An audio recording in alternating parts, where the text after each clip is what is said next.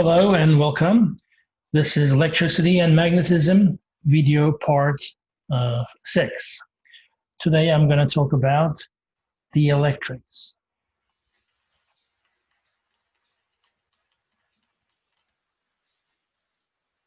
So these are materials we could place between the plates of a capacitor, like a sandwich.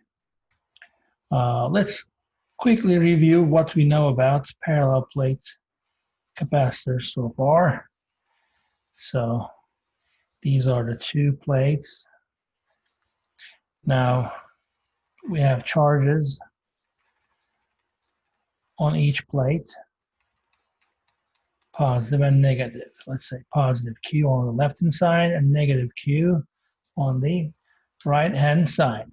And these plates are held apart. Let's see, separation between the plates is D.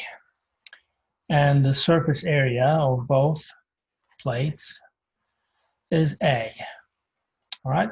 So what happens is there will be an electric field between the plates, a uniform electric field, which you can find using Gauss's law. You already know that. So this is your electric field, E, between the plates. And when these plates are held apart like this, there will of course be a potential difference across these two plates. Assume you connect a voltmeter to measure that potential difference, and you record it. You find that number, delta V. All right. So again, how do you find the electric field? You could use a Gaussian surface, which could be a small cylinder. Now the electric field is only between the plates. So the area, which is, let's say, a tilde, that area will be multiplied by the electric field. That's the left-hand side of the Gauss's law, the integration. On the right-hand side, you need the enclosed charge divided by epsilon zero, right? The charge density is what we need here, sigma. Sigma is total charge divided by A. So sigma multiplied by A tilde will give me the charge contained within that cylinder on the plate right there. So that divided by epsilon zero yields E equals sigma over epsilon zero. So what else do we know about this? We figured out that the capacitance would be equal to this area times epsilon zero divided by D. What else do we know? Delta V is nothing but the electric field times D. And finally, the charge is given as C times delta V. All right, so this is just basic parallel plate capacitor. And the potential difference between the plates is delta V. Now, what happens to delta V if I add a new material, which I call the dielectric, right? So I'm going to draw this picture again here. So I did not remove the charges. The charges are still there. But what I'm doing it is I'm placing the material between the two. So let's place the charges back here. That did not change. So I have positive Q and negative Q on these plates. And I'm still trying to measure the potential difference between the plates by using this voltmeter here. So the material between the plates is what I call a dielectric. You know, some non-conducting material, an insulating material. But still, of course, made of molecules which are, you know, polarized. Whenever I place this material, the dielectric,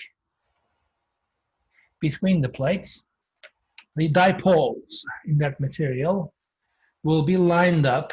Remember our discussion about the dipoles in electric fields, how there will be a torque acting on them, and because of that torque, they would be lining up. So we could apply that as a model here. So you will end up basically with those dipoles lining up. The negatives will be facing to the left and the positive side will be facing to the right. So what happens is we have this charge now that will be facing the left-hand side, those negative charges. And then on the right-hand side, you will have these positive charges. So that's due to polarization, okay? If those dipoles are initially, before they were put, let's say they're arbitrarily like positive, negative, negative, positive, positive, negative, but once they're inside the electric field, they will line up. So they will be only now pointing in a horizontal manner, if that makes sense. So this will be negative, positive, negative, positive, negative, positive, like a chain reaction. This will go over the whole volume inside the dielectric. But on the left, you will end up with this charge here. Okay, on the left, and on the right, you will be having that charge. So it's what we call polarization. So those charges in red are the induced charges. Okay, just like we have the sigma, the original charge density. Now we will have another charge density, the induced charge density. So let's call it sigma I, stands for induced charge density. All right, so what happens is then the electric field inside obviously changes. Now I'm going to use, let's see, what color should I use? The original electric field was red. So the original electric field, I'm going to use blue now to show the original electric field. This is what you would normally have without the dielectric. But now because of this charge orientation, you will have, that's one way of interpreting it at least, you will have this opposite. Let's use black. Okay. I mean, you cannot have this and that at the same time. What you have is a net field, but that net field will obviously be less than the original field. Okay, let's call it E prime now. E prime is the net field here, but E prime in magnitude is less than the original electric field.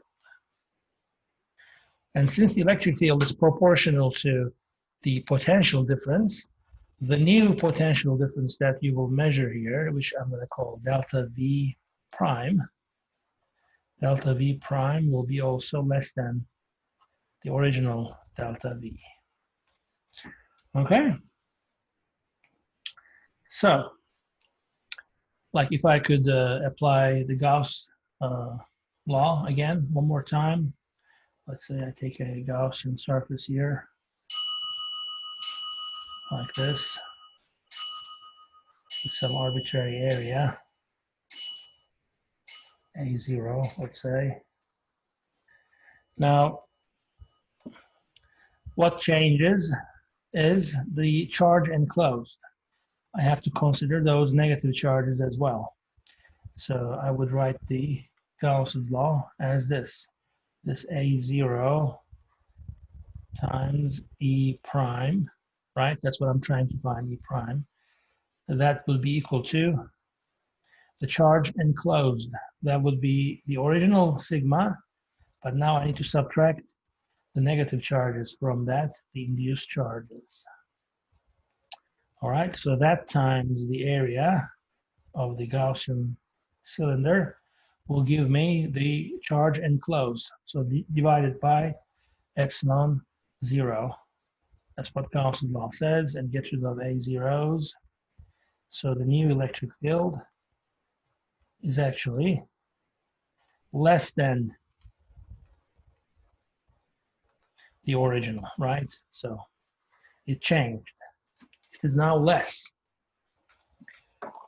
Okay, so what about the capacitance? All right. Now charge is still Q here, right? This Q is going to be the same because we assume that no charges escaped in the process. In real life, of course, a voltmeter would draw some charge, not too much, but some. So we're kind of ignoring it in this abstraction here. So the same charge now can be written as the new potential difference, delta V prime, times the new capacitance. Okay, the form is the same, but I'm going to use new variables. C prime is the new capacitance. Okay, but these two are equal to each other. Same charge.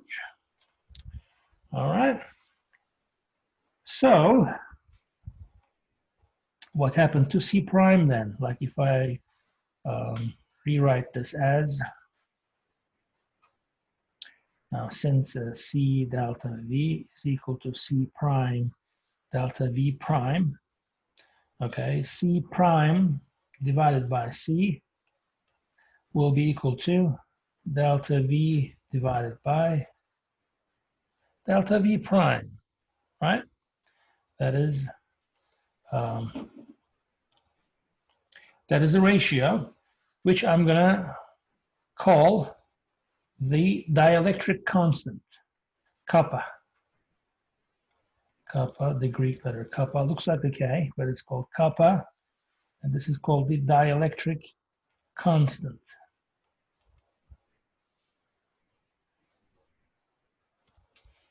All right, a dimensionless number, 1.2 or something like that, like a dimensionless number, which is greater than 1, of course, because we want C prime to be greater than C, or we want the old potential, the original potential, greater than the new potential, which has dropped, remember?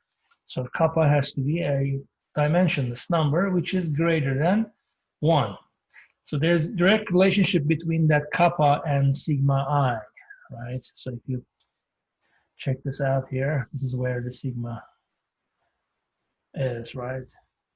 So the greater the value of kappa, greater sigma I, or closer sigma I to the original sigma. I mean, sigma induced can never go above sigma, of course. I mean, it's impossible, but it can get really close to it. That means a really large kappa value.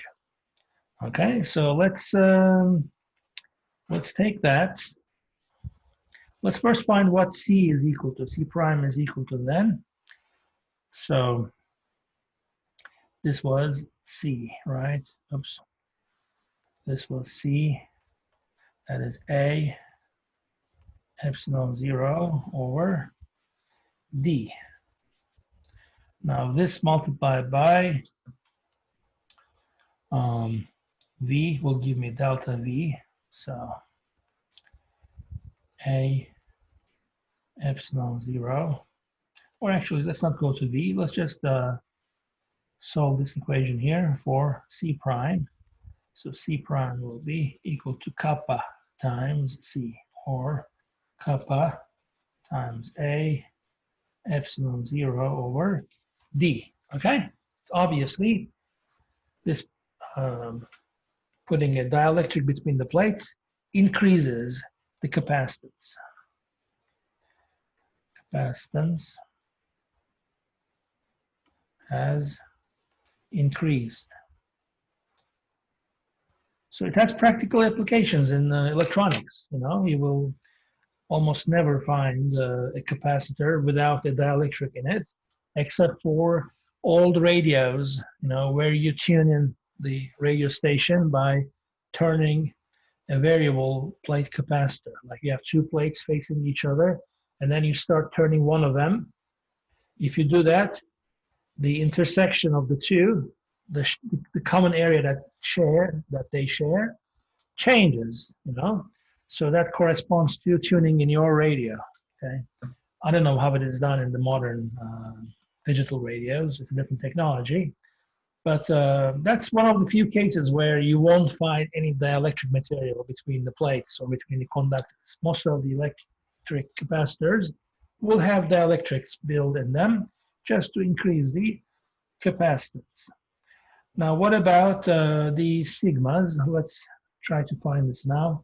Now, since the ratio of V's, delta V divided by delta V prime is equal to kappa, and delta V is proportional to the electric field, this will be actually nothing but the ratio of the electric fields before and after place the dielectric, right? So this E prime here, which was sigma minus sigma induced divided by epsilon 0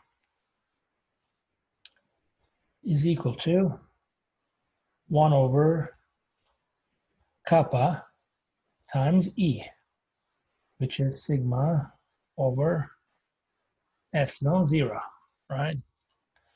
So you can get rid of the epsilon zeros and then solve this for what sigma induced, I guess. You can do that. So sigma 1 minus 1 over kappa would be equal to sigma I. Let me just stop the recording for a second. Okay, sorry about that. My cat wanted to go out. So this is sigma I, okay? The induced charge. As you can see, the greater the capacity, the greater the dielectric constant, closer sigma I to sigma.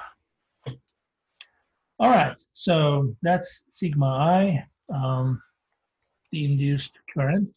Now, if you want to plug this into the electric field now, so the electric field, the new electric field, I mean, sigma prime, I'm sorry, E prime is equal to sigma minus sigma induced over epsilon 0, right? Now let's plug this into that.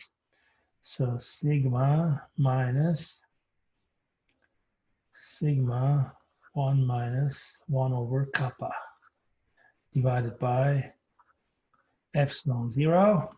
Now this sigma will cancel that. Negative, negative will make positive. So positive sigma divided by K times epsilon 0. This will be your new electric field when the dielectric is present, okay? I mean, it just looks like the original, except for the denominator. Now I have K or kappa times epsilon 0 instead of epsilon 0. So I'm going to call this the new epsilon. And the technical term is permittivity. Permittivity. The permittivity of that dielectric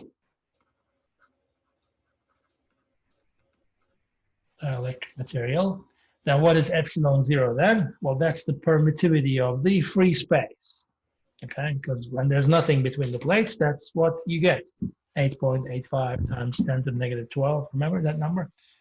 So if you multiply it by this dimensions constant, which is greater than 1, you call it the permittivity of the material. Okay, so the number one thing you have to remember from this analysis is this. The capacitance increases. If you keep this in mind, you can derive everything else. All right? So what are we going to do now? We're going to, I'm going to show you a couple of examples. I mean, we finished most of this chapter about capacitors, right? This is the only thing left. So I'm going to give you a couple of examples of inserting this dielectric between parallel plates and then see what happens. Okay, so let's clear this. Okay, so how about this? Let's say I start with a parallel plate capacitor.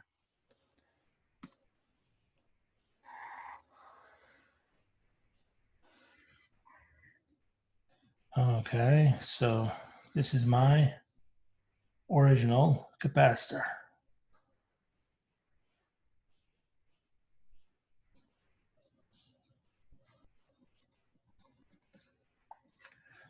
All right, so the area is A, and the separation between the plates is D as usual. Okay, but I'm going to place now not one, but two. How about that? Two dielectric materials. So I'm going to fill half of it with type 1. That's the blue one, right?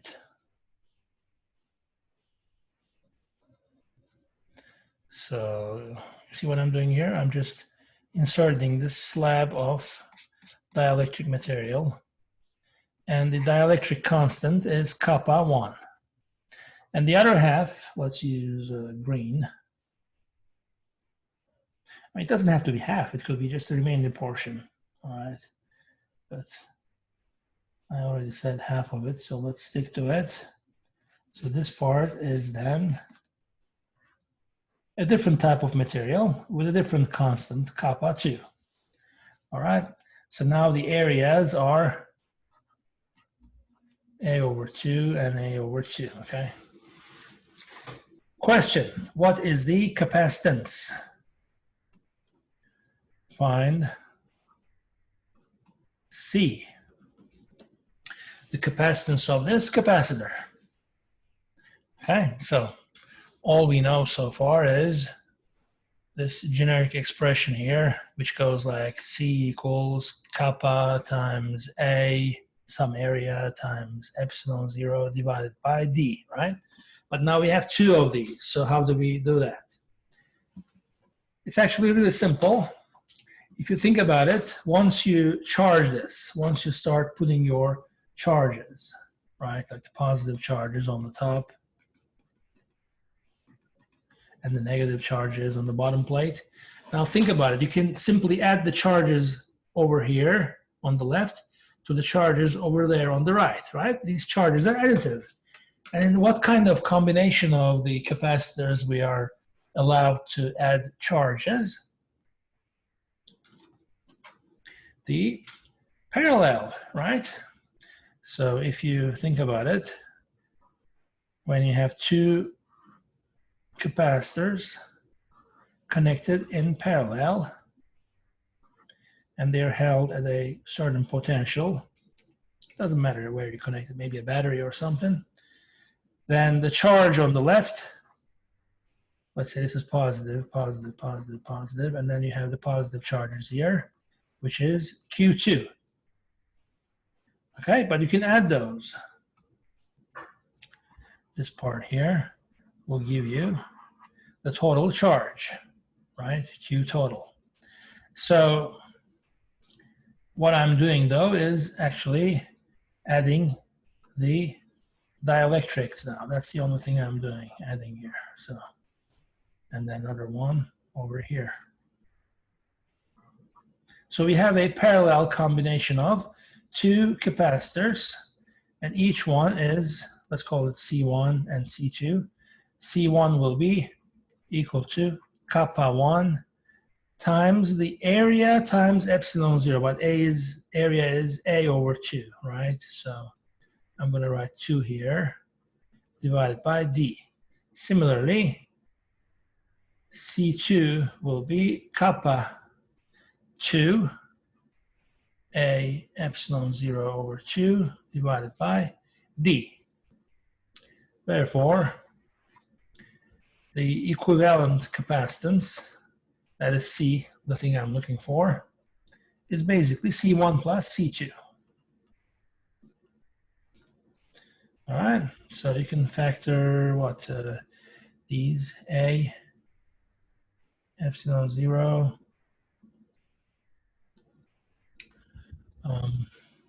over 2D kappa 1 plus kappa 2. Okay, so that is your capacitance. Another example, what if you take, I'm going to just draw it in 2D instead of trying to make a 3D picture. You know what I'm doing, right? So what if I take this, it's originally D, and the area is A, but my dielectric material doesn't fill it all the way, so it's only part of it, like this. Let's call this H. Okay, and what will be the capacitance in this case? That's our problem. All right, so you will have the electric field still from positive to negative, but its strength will be different in the two areas where you have the electric and the empty place. That's because now we have these induced charges.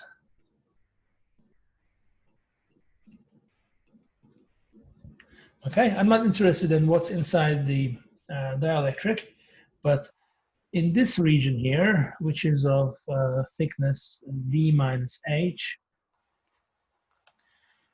there's electric field, but that itself is like a capacitor by itself, right?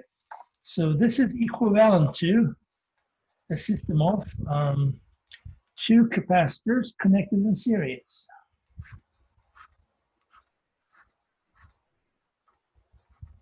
One with a dielectric, one without the dielectric. Okay, something happens to it's happening to my video here. I hope you guys can still see me. Doesn't matter. I'm almost done anyways.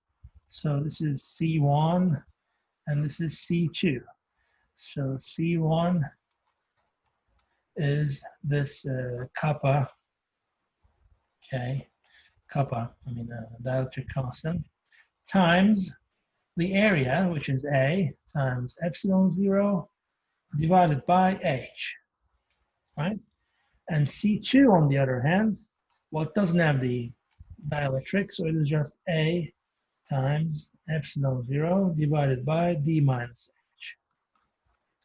But whenever you have two capacitors in series, remember the charge on each is the same, and the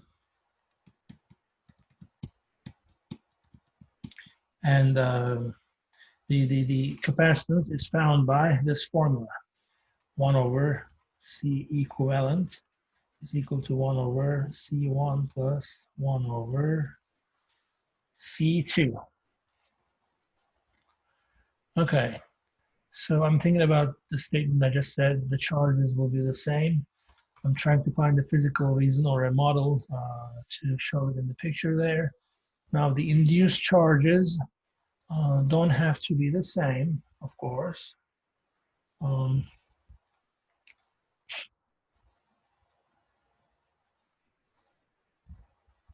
I guess it's as if you can squeeze in a very thin metal right here.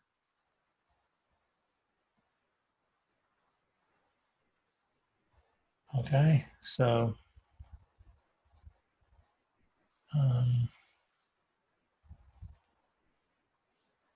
now you'll need positive charges here. I mean, it's not there, but it's like it is there. That's how you're thinking. Yeah, I'll think about that later, but it is a serious connection anyway. So all I have to do right now is to solve this for that 1 over C is equal to H divided by kappa A epsilon 0 plus 1 over C2, that is D minus H over A epsilon 0. Okay, so If you multiply this by kappa and a kappa here, this gives you C equal to kappa A epsilon 0 divided by H plus D minus H times kappa. If you want, you can factor H out and write differently, but it doesn't matter. That's the new capacitance, okay? And the thing is, you could move that dielectric up or down, and that should, in principle, change this value here. You can try it in an exercise if you wish. Okay, so that's pretty much it. All right, that's what I wanted to talk about in this chapter. This is the end of the chapter now. And in the next video, it is now electric current that I'm going to talk about.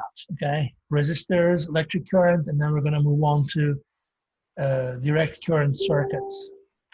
All right, so I'm going to stop right now. Till next time.